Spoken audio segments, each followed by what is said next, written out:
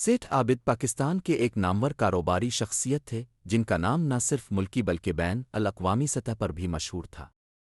सेठ आबिद को एक पुरस्रार और दिलचस्प शख्सियत समझा जाता है क्योंकि उनकी ज़िंदगी के कई पहलू अवाम की नज़रों से पोशीदा रहे। उनकी शख्सियत पर मबनी कहानियाँ आज भी अवाम में मकबूल हैं, जिनमें सच और अफसाना दोनों का इम्तिजाज पाया जाता है। सेठ आबिद 1936 में भारत के शहर अमृतसर में पैदा हुए। क़याम पाकिस्तान के बाद उनका ख़ानदान हिजरत करके पाकिस्तान आ गया। इब्तिदाई ज़िंदगी मुश्किलात से भरी हुई थी, लेकिन उनकी ज़हानत और मेहनत ने उन्हें कामयाबी के रास्ते पर गामज़न कर दिया। वो एक गरीब घराने से ताल्लुक़ रखते थे, लेकिन उनके अंदर दौलत और शोहरत हासिल करने का ख्वाब था, जिसके लिए उन्होंने हर मुमकिन कोशिश की। सेठ आबिद ने अपनी कारोबारी ज़िंदगी का आगाज़ एक छोटे पैमाने पर किया।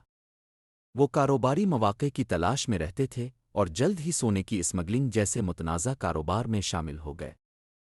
उनका शुमार पाकिस्तान के इन चंद लोगों में होता था जिन्होंने 1960 और 1970 की दहाई में सोने की तिजारत को उरूज पर पहुंचाया। उनके मुताल्लिक़ कहा जाता है कि वो हुकूमत की नज़र से बचते हुए बड़े पैमाने पर सोना स्मगल करने में कामयाब रहते थे। सेठ आबिद के पास बेपनाह दौलत थी। उनके कारोबार ने उन्हें एक अमीर तरीन पाकिस्तानियों में शामिल कर दिया। वो न सिर्फ पाकिस्तान बल्कि मशरिक़ वस्ता, यूरोप और अमरीका में भी जायदाद के मालिक थे।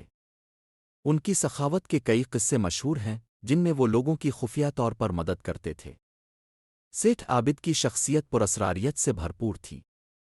उन पर कई इल्ज़ामात लगाए गए, जैसे सोने की स्मगलिंग, सियासी शख्सियात से ताल्लुकात और हुकूमती मामलात में मुदाखलत। लेकिन वो हमेशा इन इल्ज़ामात से बच निकलते थे। उनके बारे में कहा जाता था कि वो खुफिया इदारों के साथ भी करीबी ताल्लुक़ रखते थे, जिसकी वजह से उन्हें कानूनी कार्रवाइयों से बचने में मदद मिलती थी।